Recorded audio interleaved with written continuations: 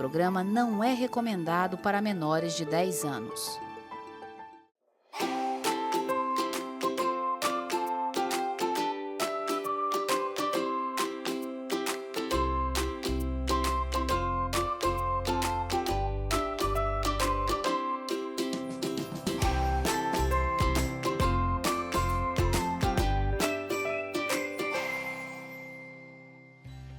Olá, hoje Melhor da Vida trazendo muitas coisas interessantes. Vamos trazer de novo a pedidos Matu Macedo trazendo muitas dicas sobre armazenamento de alimentos. Também a gente vai falar sobre a jornada do consumidor, principalmente nessa nova era do consumidor digital. O que muda na experiência do consumidor agora com as compras pela internet, hein?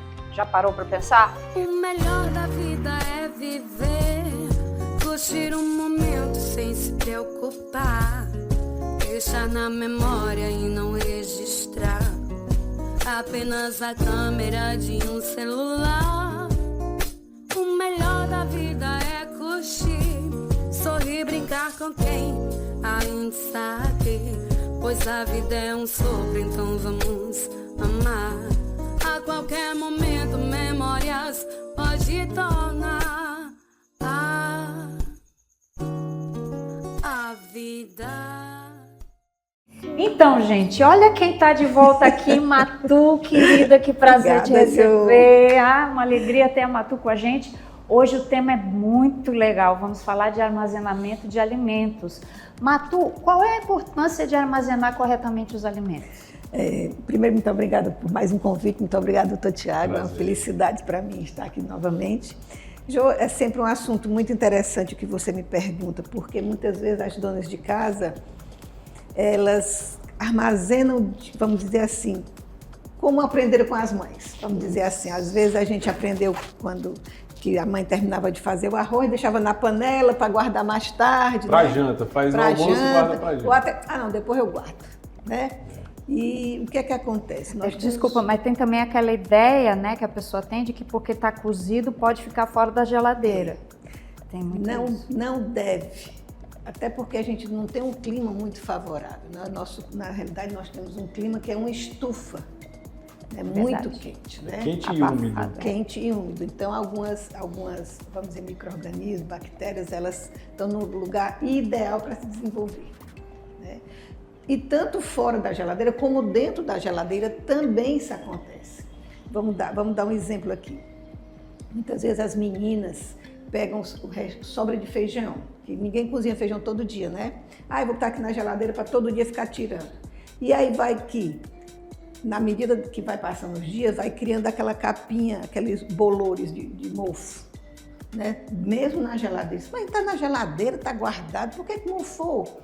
É o seguinte, quando você armazena algo na geladeira, seja principalmente úmido, com caldos, vamos falar do feijão aqui, que é uma coisa muito habitual em nossa casa. Comida com molho também, né? Então, eu vou pegar o exemplo desse copo. A gente tem o hábito de pegar uma vasilha e deixar sempre borda sobrando, vácuo. Então, no que eu estou num ambiente úmido, né, quente, úmido, numa estufa, no que eu coloco meu feijão aqui e tampo, o que é que eu trago junto do ambiente? As bactérias. As bactérias. Toda a macrobiota que está aqui no meu ambiente vai para cá. Então, na geladeira está num lugar excelente. Frio, escuro, né, para desenvolver. Então, quer dizer, aqui dentro eu criei um ambiente favorável para ela desenvolver. Então, principalmente o mofo, né? Que o mofo está em qualquer ambiente, principalmente o nosso que é muito úmido, e agora chovendo principalmente. Então, com os dias começa a criar aqueles bolores. Molho de tomate. Molho de tomate acontece muito. Demais. O próprio feijão, né? O caldo da galinha, da carne, quando você... Tudo que com mais molho. Então, um dos segredos é guardar sem deixar espaço ocioso. Matu, mas eu não tenho tanta vasilhinha pequenininha para ficar guardando restinho. Não tem nada não. Você acalma. Então, o que é que a gente faz? Tá, doutor Tiago? Você ensinar em casa. Oh. Vamos dizer eu pratico, viu? As suas dicas eu pratico. Eu vou fazer arguição qualquer dia. Vai chegar lá em casa, viu? Então, o que é que você faz? Se você tem depósitos, né, que não dá para ter todos os tamanhos do que vai sobrar, Você, nessa parte que sobrou, você pega um filme plástico, ou se for uma coisa assim como um arroz, uma farofa, você pega um guardanapo de papel e encosta na comida antes de tampar. Quer dizer, eu vou isolar. Se for plástico filme, você Exatamente, eu encosta na superfície. Encosto na Ou superfície. uma toalhinha de papel, coloca ali. Se for algo seco, Se for, a toalhinha de papel, um guardanapo de papel, que é mais fácil. se for líquido, bota um plástico. Plástico, filme plástico. E aí eu encosto bem mesmo. Quer dizer, quando eu tampar, o meu alimento não está em contato com o meu ambiente que está... Você cria uma película ali. Exatamente. Eu protege. isolo ele Excelente. porque o E vai durar mais micro-organismo- tempo. Muito mais. O micro-organismo pensa como nós de oxigênio. Então, quando eu cubro, como é que ele vai pousar? Primeiro que o alimento não está ali, né? Tem oxigênio, mas não tem comida. E Matu, quanto tempo um alimento pode ficar na geladeira? Por exemplo, presunto, queijo, um alimento, um feijão, por exemplo. Quanto tempo eu posso guardar na geladeira? O feijão, como eu estou ensinando, e assim, principalmente, como é que eu faço na minha casa? Eu cozinho o feijão só com folha de louro, né? Sem sal, sem nada. Não, o sal a gente só bota o sal no final do cozimento. Certo. Então, é sempre pouco, também não sei quem vai chegar para o almoço, né? Pode comer mais sal ou menos. Então, quando eu tiro da geladeira, faço com filmes, à medida que vai diminuindo, eu vou botando o plástico. O que eu tiro para o almoço, eu faço aquele refogado puxadinho de cebola, alho, né? Faço aquele puxadinho e cheiro verde e boto no feijão do dia. Então, é mais fácil. Então, eu consigo ter um feijão numa geladeira até uma semana. Sem problema nenhum, desde que eu faça esse isolamento. E ele não fermenta. Não fermenta e eu não crio bolores, certo? Então, o segredo num alimento para a geladeira é no máximo uma semana. Mas por que, Mato, numa geladeira? Porque eu tenho muito movimento. Eu abro a geladeira, eu coloco o ar dentro, eu fecho. Aí eu guardei todo mundo lá bem bonitinho lá dentro. Eu abro, eita, vem mais, eita, vamos abrir, vamos aproveitar e entrar agora é a nossa vez. Aí lá vai mais. E tem aquele cliente de geladeira que anda a passeio, né? Que não sabe o que fazer, vai lá, abre a geladeira e fica olhando. Principalmente quem tem criança. Quem tem criança, adolescente, a ansiedade às vezes faz com que eles... Abrir a geladeira. E falando assim de geladeira, de refrigerador, existe uma diferença de temperatura? Realmente a ideal é guardar legumes mais embaixo, crus, cozidos, como é? Mais embaixo os legumes? Porque a geladeira ela tende a secar, a tirar a umidade. A umidade é mais... É tanto que o ideal realmente... E quanto mais para cima, mais frio, né? Mais frio. O ideal é que quando chegar em casa, ao higienizar suas verduras, seus legumes, você novamente coloque em um plástico, um saquinho limpo, né? Ou envolva eu boto muita alface na toalhinha de papel. Isso. Então eu tenho que isolar que a umidade tira, né? O frio tira a umidade do meu alimento, tá certo? Então o segredo sempre é você guardar e ele dura mais tempo, tá certo? Folha você coloca eu enrolo o papel e boto no saquinho ou no filme, sabe? Porque aí o queijo também, né, Matu? O queijo é um segredo do queijo. É só passar no filme, Matu? Não. Passa um pouco de azeite no queijo. Azeite qualquer um? Qualquer um. Ou óleo de cozinha. Por quê? Porque eu crio uma película que não deixa a água do queijo sair, então ele vai ficar sempre fresquinho. Ou a história do filme. Posso passar? Posso. Mas o que é que eu percebo lá em casa? Os meninos vão lá, tiram uma fatia, tem preguiça de enrolar tudo de novo. Aí vai acabar ficando aberto. Eu digo, mas... Aí quer dizer, eu passo no azeite ou no óleo de cozinha, coloco no saquinho plástico, ele vai lá, tira o ganchozinho, tira o que, bota de novo, quer dizer, tá no óleo, não resseca de jeito nenhum, não perde água, porque o óleo não deixa a água sair. Isso você está falando da peça do queijo, mas quando ele já vem fatiado, você só também passa o óleo? Passa o filme, não, aí eu passo só realmente o filme, porque o importante é o quê? É eu isolar, né? Do ar, da geladeira que ele resseca. E o presunto, ele costuma soltar uma salmoura, né? Ele vai soltando uma salmoura. O queijo, ele vai ficando com a borda ressecada e mais escura. E o presunto dando uma salmoura liguenta. Eu não passo o óleo no queijo porque os meninos estranham. Né? Então, realmente... Não passo o óleo no queijo. Começa de novo.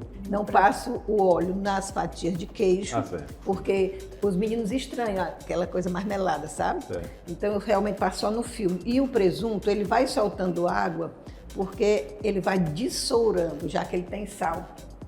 Inclusive, ele vai perdendo peso, né? Então, o ideal do presunto é você... Como é que eu faço lá em casa, tá? Eu já sei a média de consumo por semana.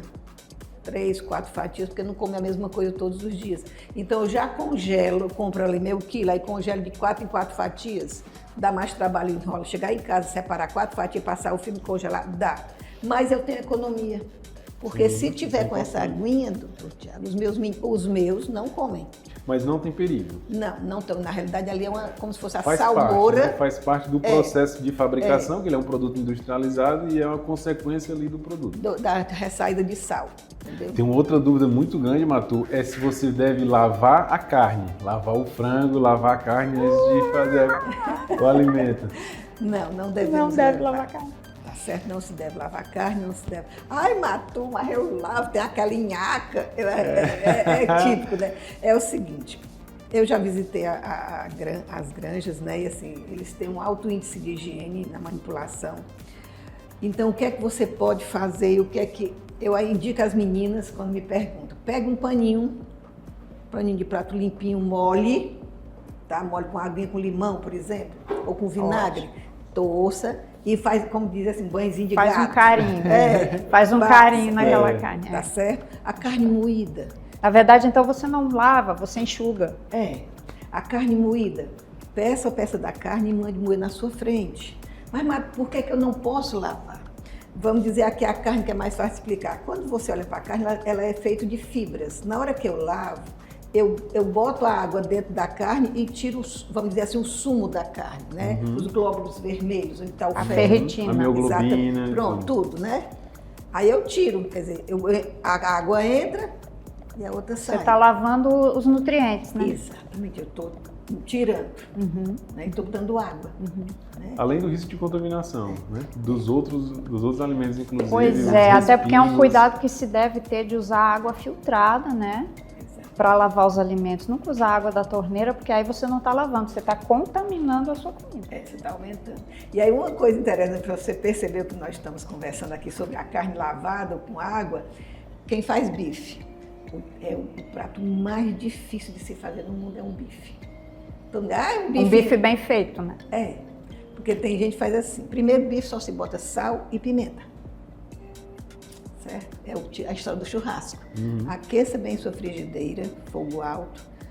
Eu boto um fio de azeite e passo o papel, só para desuntar. Bem quente. Virou, tá pronto. O bife 3 é minutos. fino. O bife não é fino? Na hora que eu aqueço aqui embaixo, o cozimento já foi pro meio. Na hora que eu viro, o cozimento então se encontra. Se eu baixar o fogo, você já tentou baixar o fogo? Né? Não, e você já viu baixar o fogo do seu bife? Faça aí. Ou então colocar juntar ainda água. com a frigideira fria. Menina, enche de água. Espuma. Aí a dona de casa fica assim. Ixi, tem muita água. E o bife fica com aquela cor parda, né? Não fica douradinho. Fica ressecado, fica esturricado, ressecado. Aí o que é que as meninas fazem? Vão esperar aquela água do bife secar. Deixa lá meio. Deixa lá, e vai secando. Matu, e bater. Tem muita gente que tem o hábito de bater, né? Com aquele martelinho. Depende de onde você come. Tipo de carne também. Porque assim, se você olhar a fibra da carne, ela tem um direcionamento. Se você chegar num bom açougue, eles vão cortar sempre ao contrário. Porque entre as fibras tem um nervinho, um fio. Se olhar bem, você vai ver um fiozinho branco, que é exatamente como se fosse o elástico que une os fios da carne. Quando eu corto a carne nessa mesma direção, esse fio vai estar inteiro, né? E ele fica inteiro. A carne fica mais dura. Quando eu boto esse bife na frigideira quente, ela faz assim. Porque ele daqui puxa o último. Então, quando eu compro um desse, a dona de casa perceber um bife de terceira, vamos dizer assim, bater faz com que corte, então a fibra está aqui, aí eu vou cortando uns pedacinhos dela todinho, aí ele não vai enrolar. Quem aqui já viu o bife enrolando? Aí a pessoa fala assim, ó, aí fica esticando. Aí quando solta o bife faz assim de novo. E quando aí, vira ele não encosta. É uma briga. Cabana de bife, é isso aí. E outra coisa que me pergunta muito, além de bater, eu posso amolecer essa carne? Posso. Leite de mamão, uma das coisas que mais amolece. Abacaxi, né? Também todo mundo fala do abacaxi, mas vamos ver. Você tem um mamãozinho em casa, você lava ele bem lavado, dá uns talhozinhos, espera sair um pouquinho daquele leite, sabe? E aí você pode puxar e passar na carne, porque aquela é a papaína que tem nos amaciantes. É o amaciante natural. Então mas corte, aquela quantidade é muito pouca. Amacia. É suficiente. Corta com a casca mesmo? Não, você corta a casca. Aí vai sair aquela partezinha, aquele O leitinho, O abacaxi, se você botar, tem que botar e usar. Porque se deixar Continua 3 minutos, ele vai virar uma carne moída desfiada. Porque o do abacaxi, como o ácido é muito maior, ele vai amaciar pelo ácido, não pela ação da... E é a casca ou é o próprio abacaxi? Um pouquinho do sumo. O sumo do abacaxi. Bota bem rápido e... Matu, muito obrigada mais uma vez a por você. compartilhar teu conhecimento com a doutor gente, Tiago, viu? Obrigada a você. Excelente. Espero que você volte logo, porque você tem muita coisa boa para compartilhar com a gente. Vamos espremer a Matu e Vamos. nos entregar cada vez os conteúdos melhores. E fica com a gente que tem muito mais. Até já.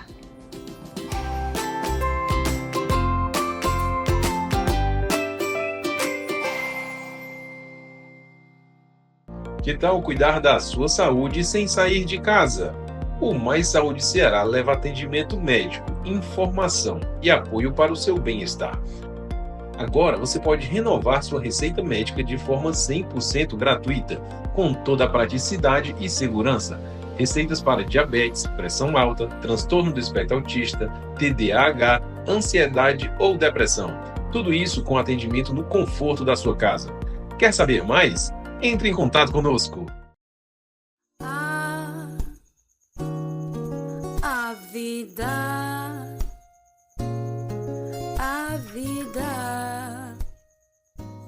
vale a pena.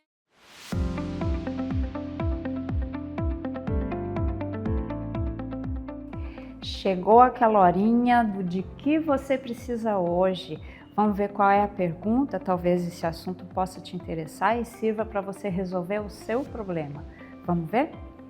Quem entrou em contato com a gente trouxe a seguinte mensagem, olha o que é que ela diz.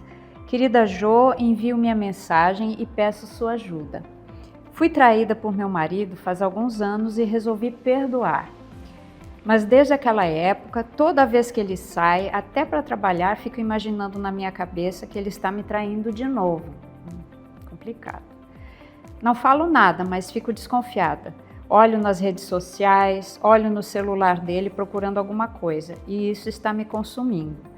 Na época, eu não me separei por causa da minha filha que era pequena e também porque não tenho um trabalho e dependo dele financeiramente. Como eu faço para esquecer isso? Para parar esses sentimentos que me atormentam, para esquecer essa traição? E se ele estiver me traindo de novo, o que eu faço? Devo me separar? Ele é um bom marido, trabalhador e bom pai para minha filha, mas não consigo mais confiar nele. Me dê uma luz, doutora Jo, porque eu não sei o que faço. Pois é, complicado isso aqui. Primeira coisa que me chama a atenção é que você falou sobre o perdão, que perdoou, né? Você foi traída e perdoou. Mas, na verdade, vamos parar um pouquinho para pensar o que é perdão. Quando você tem que perdoar uma pessoa, seja porque traiu ou porque de alguma forma magoou você, né? O que é perdoar? Perdoar, na verdade, não é esquecer, nem deixar para lá, fazer de conta que nada aconteceu. Não, isso não é perdão. Certo? Você não vai esquecer, não tem como a gente esquecer alguma coisa que aconteceu, né? Não é uma amnésia, um processo de perda de memória, certo? O perdão, na verdade, ele é um ato de generosidade, em primeiro lugar, por parte daquela pessoa que foi ferida, no sentido de ter a capacidade de abrir mão do direito que eu tenho, certo? De lhe culpar por aquilo que você me fez sofrer. Então, isso é o perdão. Você me fez sofrer, eu estou consciente disso, mas eu vou parar de lhe culpar. Por que eu vou parar de lhe culpar? Porque enquanto eu ficar lhe culpando, eu sou refém dessa dor. Eu sou seu refém, eu sou sua vítima. Quando você perdoa, você abre mão desse papel de vítima, tá? E aí você começa a seguir numa outra direção. Você se liberta, você rompe com esse padrão e para. Porque o que acontece? Muitas mulheres falam disso, eu perdoei, mas fica em todo momento trazendo, porque você me traiu, você já me traiu, então agora isso justifica a minha desconfiança. Então você não perdoou. Se você fica mexendo no celular e procurando, e na sua cabeça você fica pensando que ele pode estar lhe traindo quando sai de casa, você não perdoou verdadeiramente. Porque quando a gente perdoa de fato, a gente tem paz, e se a gente tem paz, a gente solta a mão do problema, tá? Então esse é o primeiro ponto que me chamou a atenção, essa questão do perdão. E como é que você sabe se perdoou ou não? Porque você para com os comportamentos obsessivos em relação ao problema, né? Então isso é muito importante. E você diz que perdoou e não se separou por causa da sua filha, que era pequena. Quando a gente perdoa verdadeiramente, a gente perdoa não por um motivo externo. O verdadeiro perdão, ele é motivado pelos meus sentimentos, certo? Então é porque eu sinto realmente que isso me faz mal e quero me libertar dessa situação. Esse é o verdadeiro motivador do perdão. Não é por causa do meu filho, ou por causa do trabalho, ou por causa da dependência financeira. O verdadeiro perdão, ele é uma questão dentro, interna, é no meu coração que acontece o perdão nesse sentido, tá? Então eu sei o que você fez, você me causou dor, me causou sofrimento, mas eu perdoo porque eu não quero passar o resto da minha vida sendo vítima desse acontecimento. Aí você está pronto para perdoar, ok? Então, o segundo passo que eu acho importante fazer a reflexão é a questão da confiança. Normalmente, quando nós somos traídos ou quando alguém faz alguma coisa que nos fere, a primeira coisa que é comprometida é a confiança. Eu não consigo mais confiar naquela pessoa, né? Eu tenho dificuldade de confiar naquela pessoa, de entregar o que eu tenho em mim para aquela pessoa. E o que ela vai fazer com isso? E se ela me fizer sofrer de novo? Então, a confiança, ela é quebrada, ela é rompida, né? E há como reconstruir a confiança? Olha, um tecido remendado, ele é sempre um tecido remendado. A confiança nunca mais vai ser como era originalmente. Enquanto não houver perdão, a confiança não pode ser restaurada. Aí você fica naquele ciclo, né, de desconfiança velada. Ela não é uma desconfiança explícita, ela é uma desconfiança que fica ali escondidinha, né, mas ela tá presente, ok? Então é importante restaurar a confiança. Quando você fala da questão do celular, que você fica ali mexendo no celular para ver se tem alguma coisa, né? Pega aquele celular escondidinho, vai lá ver Instagram, se tem foto, comentou com quem. Isso é muito comum acontecer quando a pessoa é traída, né? São comportamentos obsessivos. Na verdade, primeiro você fica com a obsessão na sua cabeça. Eu tenho que ir lá ver, eu tenho que ir lá ver o celular. Eu tenho que checar se tem mensagem, o que ele escreveu, o que deixou de escrever, né? Se tem algum indício que justifique a minha desconfiança. E esse comportamento obsessivo, ele começa a partir de um pensamento obsessivo, que a gente chama no meio terapêutico de assédio intraconsciencial, ou seja, o pensamento fica assediando, fica cutucando a minha cabeça o tempo todo e perturbando meu juízo, como se diz, né? Então, existe esse assédio na consciência e é isso que me leva ao comportamento obsessivo. Qualquer comportamento obsessivo, aquela coisa que você não consegue parar de fazer, ele antes dele acontecer, existe um pensamento também obsessivo que fica me empurrando para fazer aquilo. Como uma voz na minha cabeça que fica dizendo, faça isso, faça isso, faça isso, vá lá fazer isso. E eu não consigo me concentrar em mais nada até que eu vou lá e faço, tá? Então você precisa, nesse momento que esses pensamentos obsessivos eles chegam na sua mente, é importante que você pare, respire e pergunte, por que é que eu tenho que fazer isso? Faz sentido? Eu fazer isso contribui para a melhora dessa circunstância ou piora essa circunstância? Então, essa paradinha para pensar, ela ajuda a acalmar esses pensamentos, certo? E aí você começa a tomar consciência do seu comportamento e inicia um processo de cura disso aí. Então, é muito importante parar e se perguntar, por que é que eu tenho que fazer isso? Por que eu estou tão angustiada em fazer isso? E se eu achar, o que eu vou fazer com essa informação? Você já pensou? Quer dizer, o que eu vou fazer com essa informação ou com esse conhecimento e como isso vai contribuir para a melhora da minha circunstância, para a melhora da minha realidade, ok? Tá? Outra coisa é que precisa haver uma... Como é que eu vou dizer isso? Um restabelecimento da comunicação entre vocês. Porque quando acontece essa questão do comportamento obsessivo e eu vou cedendo e, na verdade, eu digo que perdoei, mas eu não perdoei, eu me desconecto da pessoa. A minha comunicação com ela fica bloqueada a partir de certo ponto. Então, eu me comunico com aquela pessoa, dando bom dia, conversando sobre as tarefas do dia a dia, mas aquela comunicação mais profunda, ela é desligada, certo? Como é que eu restauro essa comunicação para ter um relacionamento saudável? Eu preciso sentar com a pessoa e dizer para ela claramente e com calma, sem brigar, dizer como é que eu me sinto. Olha, eu tenho muita vontade de ter uma vida diferente com você, de ter um outro contexto, de confiar em você, mas eu me senti assim, dessa forma. Quando aquilo aconteceu, a ferida ainda está machucando e eu tenho essa dificuldade, eu preciso da sua ajuda para que a gente possa voltar a caminhar juntos, certo? Então é importante, se houver interesse de ambas as partes na restauração do relacionamento, é importante esse momento de conversa e de restabelecimento dessa comunicação. Agora, tem casos, isso é um caso, que a pessoa aqui está falando assim, é um bom pai, é um bom marido, é uma pessoa boa de conviver, pelo que eu entendi aqui, né? Essa convivência está ok. Então, não é uma pessoa que tem vício de comportamento tóxico, nocivo dentro da família, certo? Então, avalia direitinho qual é o seu contexto e eu espero realmente que você consiga reconstruir, restaurar o seu relacionamento familiar de uma maneira saudável, prazerosa, porque afinal de contas, o melhor da vida é paz e amor. Um abraço, fique bem.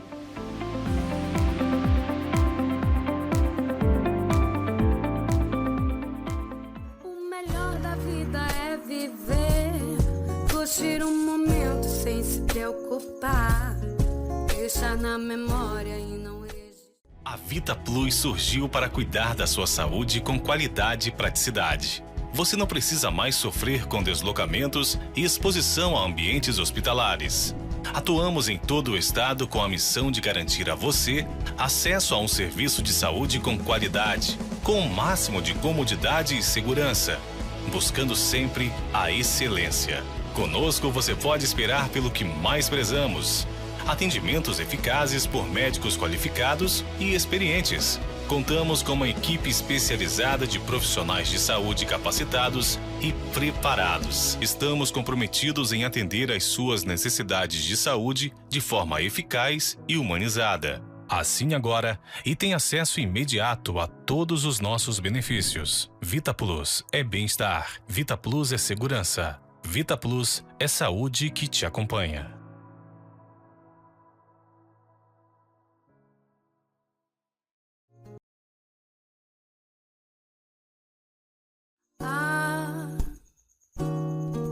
A vida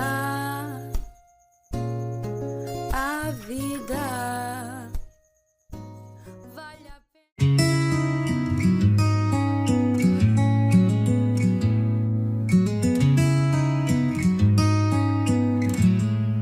Viver é urgente, amar é essencial.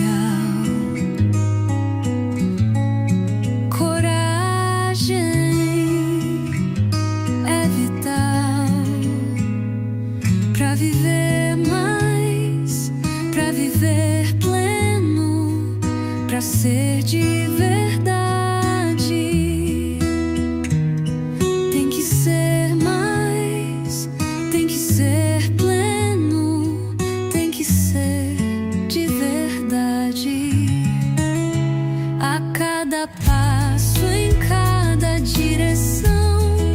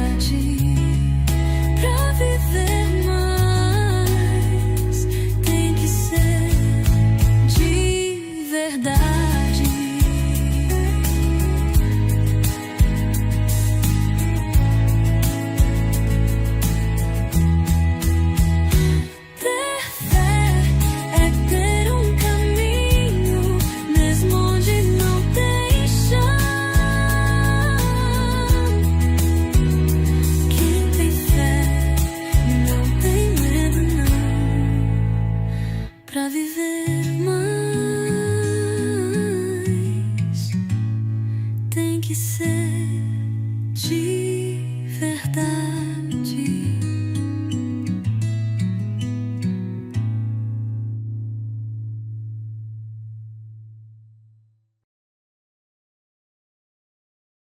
Apenas ser vivida.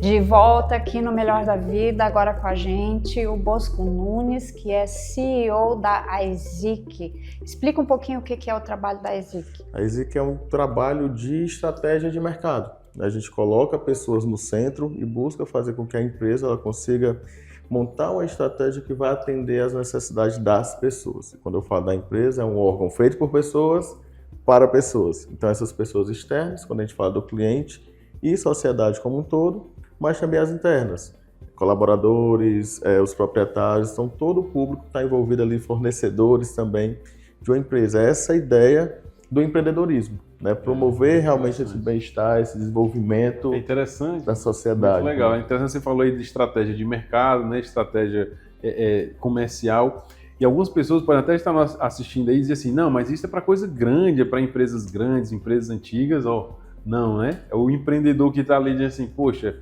eu gosto dessa área, eu vou começar a agir. E precisa ter uma estratégia, né? Não é só sair correndo, não é só começar. Bacana. E quanto menos dinheiro, mais necessário você faz estratégia, né? Porque você tem que ser mais criativo para lidar com os recursos que tem. Tanto questão de financeiro, mas também com todos os outros recursos que acabam sendo limitados para o empreendedor que está começando, ou o pequeno empreendedor mesmo, que já tem até um tempo, mas ainda não desenvolveu tanto negócio. Então, a estratégia junto à criatividade, né, que a estratégia nasce com a criatividade até, ela precisa ser realmente mais trabalhada ainda para esse tipo de empresa. Agora, Bosco, dentro desse contexto novo, né, porque os hábitos de consumo mudaram muito nas últimas 2 décadas, principalmente. E esse fator da digitalização teve grande participação nisso. Sim. Né? Agora, falando um pouco, saindo um pouco do foco da empresa e indo mais em direção ao consumidor, né? No teu entendimento, o que é que realmente mudou na experiência do consumidor com essa digitalização?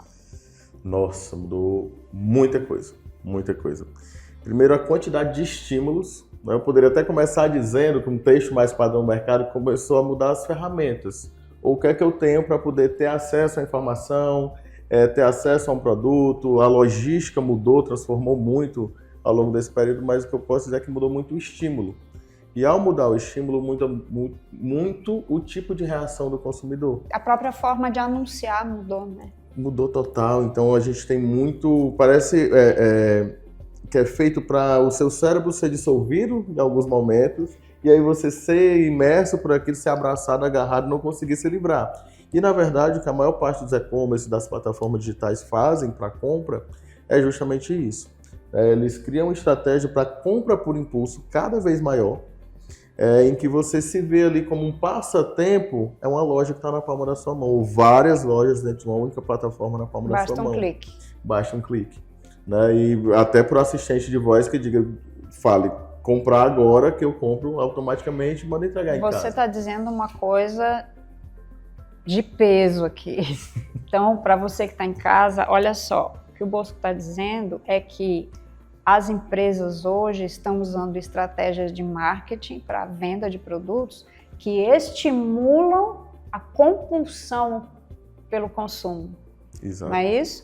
Ou seja, um comportamento extremamente viciante da compra por impulso, que depois gera dívidas que a pessoa não pode pagar.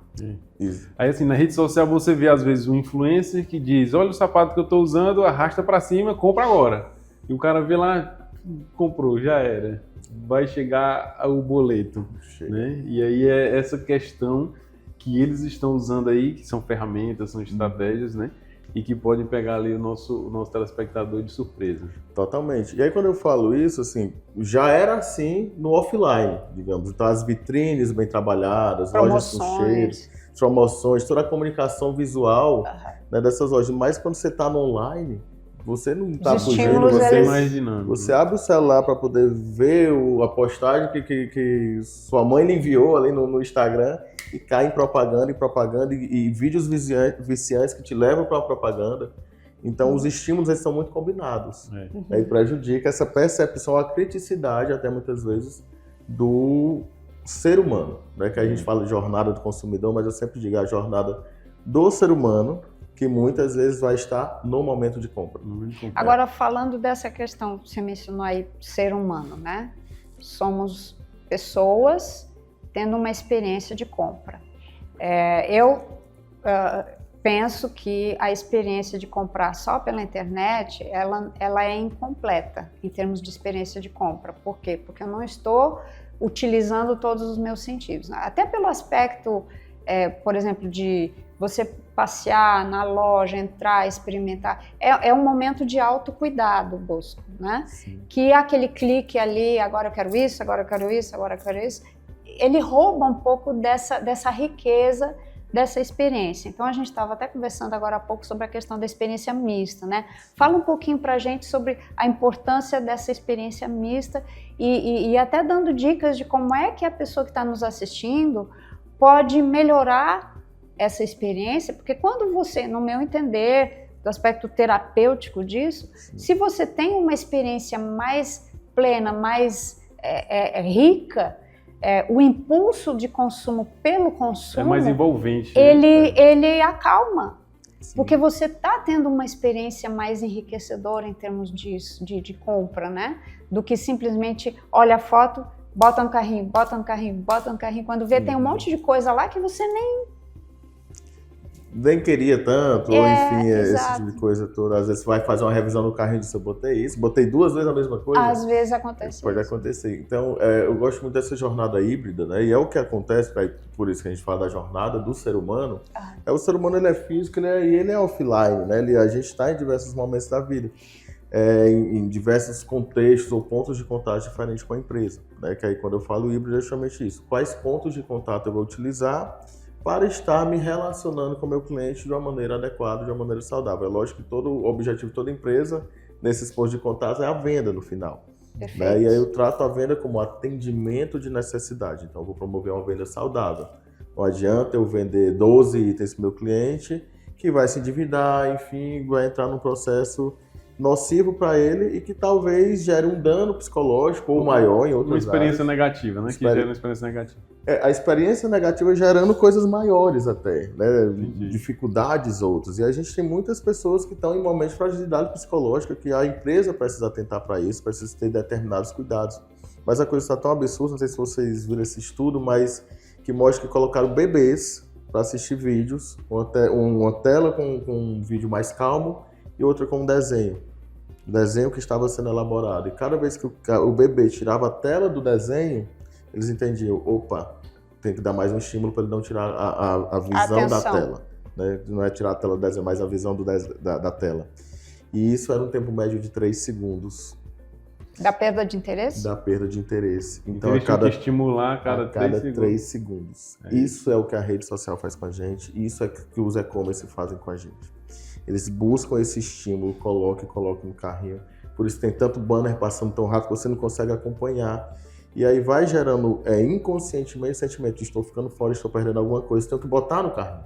A sensação da urgência, da escassez, o que a gente tinha talvez ali no meio de uma mata selvagem, escuta o som de um bicho, de outro predador e você talvez comece a ficar em estado de alerta. Isso que você me fala me trouxe a imagem imediatamente, é como aquele turista que fica tirando muita foto de tudo.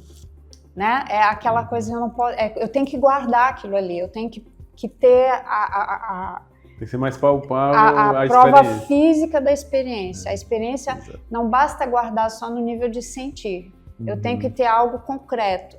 Então, a compra, por exemplo, quando você vai numa loja de souvenir, lembrança de tal lugar que eu estou levando, aí eu levo lembrança para toda a família, aquela coisa. Olha, eu estive lá mesmo, né? Eu estive nesse lugar.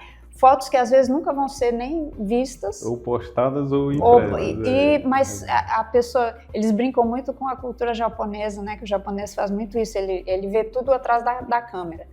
E a compra compulsiva, ela tem muito isso, né? Ah, mas estava na promoção. Não é o estilo de coisa que você usa, não é, mas estava barato.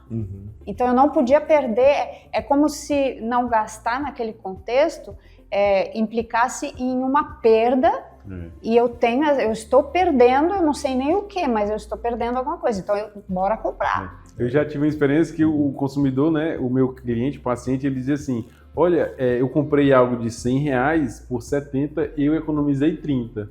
Aí eu perguntei, mas você precisava dessa coisa? Não, então você perdeu 70. Né? Mas na lógica dele, não, eu economizei 30, né? Por conta de toda a situação ali, de algo que não precisava. E o marketing trata muito o quê? Que o seu ser passa pelo ter. Né? Então, ter objetos que te representam para você validar o seu ser.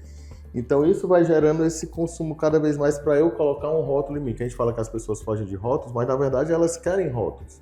Elas fogem do que elas não querem escolher. Elas querem escolher o seu próprio rótulo. Né? Então, o tipo de roupa, o tipo de relógio, o tipo de meia, meia cano alto, meio baixo, e aí vai dependendo de tudo isso, mas cria esse poço absurdo que você falar da meia, eu achei que ia dizer da meia azul, ia falar da trem da meia azul. Opa. Veio ela na mente, veio a do pessoal do CrossFit, que é essa mais altinha, as coloridas. Eu agora estou fazendo coleção de meia quando eu viajo. Né? Então, eu compro uma meia do lugar. E para usar, vou comprar uma coisa que seja útil para o meu dia a dia. Já uso meia, então estou comprando meias. Mas é justamente essa percepção. O meu ser, ele tem que passar pelo ter, que gera esse processo de consumo. É que se eu não tenho, eu não sou. Exatamente. Não sinto que eu sou. E hoje, cada vez mais, como a gente, de maneira geral, enquanto sociedade, né, eu peço até uma licença para falar isso, mas a gente está se dissociando do nosso ser. Claro. Justamente a partir desse processo de tantos estímulos, de massificação de grupos, né? Muitas vezes a gente é um número em um determinado lugar e aí vem essa necessidade maior do ser que está confundida com o ter. E tem uma coisa que o nosso telespectador talvez não pense muito, né? Mas você, quando está aí nessas redes sociais, vendo essas ideias difundidas aí de produto, compre isso, compre aquilo, o Instagram nada mais é do que um catálogo de serviços e produtos, né, à venda. Você pensa que está adquirindo um produto, mas na verdade o produto ali é você, não é não? Exatamente. E até tem uma frase, né, que diz muito isso. Se você não está pagando por algo, pode ter certeza que o produto é você, e é bem isso o que é a rede social. E muitas vezes a gente está pagando e ainda assim está sendo produto. Né, que é esse o grande que quando a gente vai para algumas outras plataformas de streaming que eu pago, mas ainda recebo propaganda. Né? Então, isso cada vez acontece mais, isso a gente tem que estar alerta, isso a gente tem que ter cuidado. E como é que a gente tem esse cuidado? É engraçado que eu vou falar de marketing, de experiência, de venda, mas eu até agradeço a oportunidade de estar abordando dessa outra maneira, porque o marketing, que eu acredito, ele é um marketing realmente feito para a sociedade. Né? O negócio, eu trabalho com empreendedorismo desde que eu me conheço por profissional, porque eu acredito no empreendedorismo como ferramenta de transformação social. Né? Então, eu não posso criar empresas que vão gerar pessoas viciadas, pessoas que estão fora de si, até mesmo pelo estímulo que eu estou gerando ali. Né? Eu não acredito na empresa que tem essa formatação. Né? E aí vai estar dentro do conceito ESG, inclusive.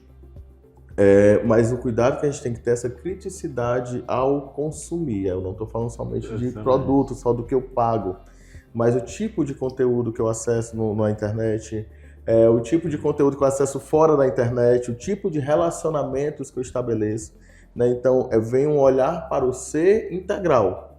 Como eu sou, como eu me reconheço, aí vem o meditar, vem o trabalhar autoconhecimento, várias outras ferramentas, porque é isso que a gente vai ter para lidar com esse mundo. Por que eu estou brincando disso? Que a gente começou até falando um pouquinho sobre essa questão. Quando a gente tem menos recurso, né, quando o externo tem um recurso maior que eu, aquele pequeno empreendedor, né, tem que ter mais criatividade, tem que ter mais presença ou mais consciência. Né? Então, eu vejo como sendo um desafio da sociedade hoje a cada vez mais, como eu vou ter mais consciência do ser, na minha individualidade, para que eu possa ser uma parte melhor para a coletividade, mas ao mesmo tempo, pelo menos que eu não caia em tantas armadilhas, que também a gente acaba caindo uma hora ou outra, mas não caia em tantas armadilhas. E Bosco, para a gente finalizar nosso bate-papo, você teria alguma dica para a pessoa que está nos assistindo de como ela pode, no momento ali que está naquele impulso, naquela, né, com tantas informações, tanta coisa chamando a atenção, como é que ela pode dar uma... Opa, peraí, na hora da compra, né? Será que eu preciso mesmo? O que você teria como uma dica para dar para o pessoal que está nos assistindo? Eu vou dar uma dica que não é minha e depois eu vou dar uma dica minha. Perfeito. Que agora, recentemente, uma ex-CEO, um ex-chefe muito grande de uma grande plataforma de compras, talvez uma das maiores do mundo, que saiu, né, não está mais na empresa, ela disse, olha, lá tudo é feito para lhe fazer comprar e comprar cada vez mais até o que você não precisa. Ponto. Então, ao colocar um item no carrinho, não compre de pronto. Espere um mês. Espere pelo menos uma semana, deixe um tempinho, se faz a reflexão, se pergunta, será que é necessário? Será que eu quero? Né? Então, essa é a dica dela, que a minha está muito ligada com isso daí também. Que aí... É porque muitas vezes quando você vai, depois quando você volta, a coisa nem parece tão bonita e tão atrativa como pareceu naquele momento, né? Exatamente, eu dei o tempo, surgiu o boleto da conta de energia e eu percebi que aquilo ali não era... Acontece de tudo. Eu realmente não era um estímulo do momento, do contexto e não do que eu queria de fato. Né? Que aí é o que eu levo. Sou eu que estou querendo isso ou estou sendo levado a esta conta? Né? E trazer a sua presença. Essa é a dica que eu dou. Né? Porque será que esse estímulo é meu ou não? Isso é para tudo na vida. O cara me chegou no trânsito. Sou eu que estou querendo reagir dessa maneira ou é o meio que está me fazendo e eu estou só me deixando levar? Geralmente não sou eu que tenho o impulso, é o impulso que me tem. Exatamente. Então é tomar justamente essa consciência, né, trazer isso à luz para perceber os nossos pequenos comportamentos. Né? Não comece querendo trocar tudo, pois eu vou parar de comprar. Vai aos poucos, vai se respeitando também. Né? A gente está com muitos estímulos, mas... uma coisa que eu faço, eu tiro todas as notificações de todos os aplicativos, não só dos de compra do meu celular. Olha aí. Tiro tudo, porque eu estudo neuromarketing, eu sei o que é que estão fazendo comigo ali, né? Então, estudar, entender o que é que acontece também é um ponto muito positivo. E ver, isso é só meu, é só um impulso e foi gerado pelo quê? Então, esse que é o grande quê? Chegar na raiz. Não é só esperar e não comprar no carrinho, e não é só refletir, será que é? Mas entender o porquê que eu estou pensando o que quero naquele momento, ou querendo de fato, entender a raiz daquilo e caso eu comece a perceber, realmente a ansiedade, realmente é só para poder parecer ser igual tal qual, eu vou tratar isso em mim. E aí a busca pelo autoconhecimento, terapia. Essa dica é muito valiosa. Muito. Literalmente de milhões, você pode economizar muito dinheiro com ela. Bosco. Exato. Amei falar com você. Eu espero que você volte outras vezes. Já fica o convite feito. Já fica feito. Porque tem mais conversa ainda sobre essa coisa do consumo. Acho que é muito enriquecedor, é muito relevante para as pessoas que estão em casa. Serve para os dois lados, né? Serve para o empreendedor, para quem está querendo vender e para quem está querendo comprar e essa consciência. Muito obrigada por compartilhar esse conhecimento com a gente aqui. Dessa forma, foi assim uma alegria imensurável te receber aqui. Gratidão. Feliz, gratidão, que agradeço total. A gente vai para o intervalo e volta já. Fica com a gente. O melhor da vida é viver, curtir um momento sem se preocupar. A Vita Plus surgiu para cuidar da sua saúde com qualidade e praticidade. Você não precisa mais sofrer com deslocamentos e exposição a ambientes hospitalares. Atuamos em todo o estado com a missão de garantir a você acesso a um serviço de saúde com qualidade, com o máximo de comodidade e segurança, buscando sempre a excelência. Conosco você pode esperar pelo que mais prezamos. Atendimentos eficazes por médicos qualificados e experientes. Contamos com uma equipe especializada de profissionais de saúde capacitados e preparados. Estamos comprometidos em atender às suas necessidades de saúde de forma eficaz e humanizada. Assine agora e tenha acesso imediato a todos os nossos benefícios. Vita Plus é bem-estar. Vita Plus é segurança. Vita Plus é saúde que te acompanha.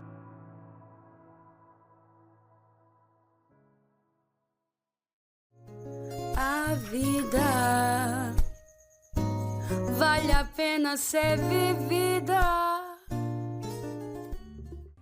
Quando o sol se esconder no seu coração e a chuva inundar seus pensamentos, busque a cor na melodia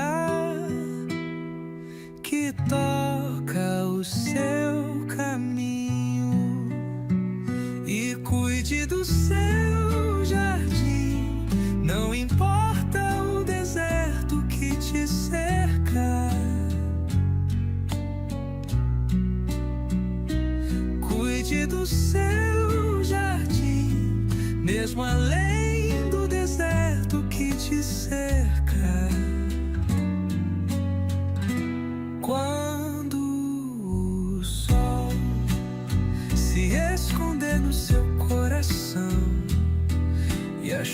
chuva inundar seus pensamentos, busque a paz na luz que existe além das nuvens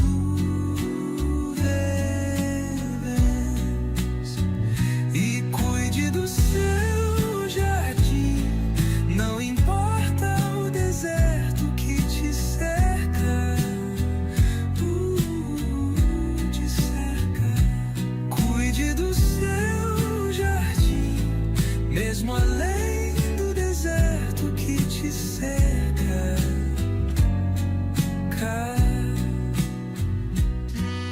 Então, gente, terminamos mais um Melhor da Vida. Foi um privilégio ter estado com você aí na sua casa. Obrigada por nos receber. Sabe, Jo, eu tenho gostado muito de poder levar um conteúdo com um diferencial importante para a vida das pessoas. Eu espero que você aí em casa também esteja sentindo isso e que a gente possa aumentar esse nosso relacionamento. Vem, no próximo sábado vai ter mais. Para nós, o melhor da vida sempre vai ser estar com você. Até sábado. E a chuva inundar seus pensamentos, busque a paz na luz que existe além das nuvens e cuide do seu jardim. Não importa o deserto que te cerca, é o seu jardim, mesmo além do deserto que te cerca.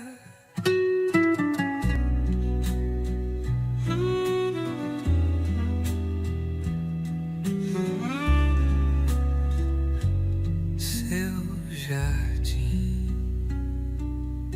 é só seu, mesmo no deserto.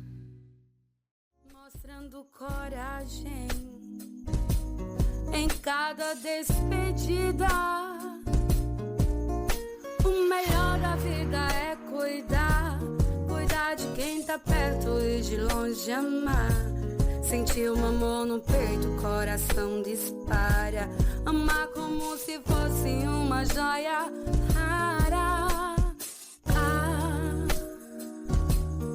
A vida,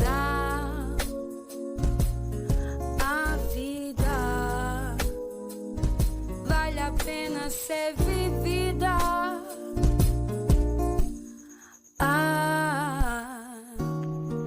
A vida, mostrando coragem em cada despedida. O melhor